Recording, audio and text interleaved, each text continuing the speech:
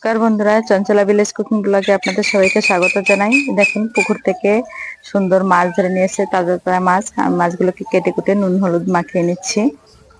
আর এই মাছগুলো আমি কাঁচা আম দিয়ে একটু ঝাল ঝাল করবো। এই মাছগুলোকে নুন হলুদ মাখিয়ে নিচ্ছি। একটা আম নিয়ে এসেছি, কড়াইতে জিরা আর পেঁয়াজ কুচি দিয়ে একটু নাড়াচাড়া করে এবারে আম আর কাঁচা লঙ্কাগুলো দিয়ে আর একটু নেড়ে চেড়ে নেবো। তারপরে আমি কিন্তু মাছগুলোকে একেবারেই ভাজা করব না, কাঁচা মাছেরই ঝাল ঝাল করব। হেভি দারুণ টেস্ট লাগে। এই কাঁচা মাছের ঝাল ঝালটা আমার শ্বশুরের কাছে অনেক প্রিয়, তাই আমি মাঝে মধ্যেই ওনাকে করে দিই। তো আপনাদের সামনেও আমি এই রেসিপিটা নিয়ে এসেছি। আপনারা একবার এইভাবে করে খেয়ে দেখবেন, 10 মিনিটের ভিতরেই রান্না হয়ে যাবে। আর গরম গরম ভাতের সঙ্গে হেভি দারুণ টেস্ট লাগে। তো আপনাদের সামনেও আমি এই কারণেই নিয়ে এসেছি, আপনারা এইভাবে একবার করে খেয়ে দেখবেন।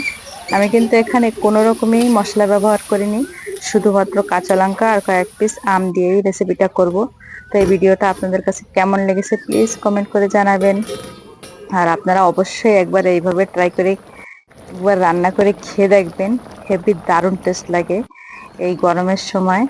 এবার উপর থেকে একটু আমি সর্ষের তেল দিয়ে নামিয়ে নিচ্ছি। দেখুন মাছের কালারটা কি সুন্দর হয়েছে, আর খেতেও কিন্তু দারুণ টেস্ট।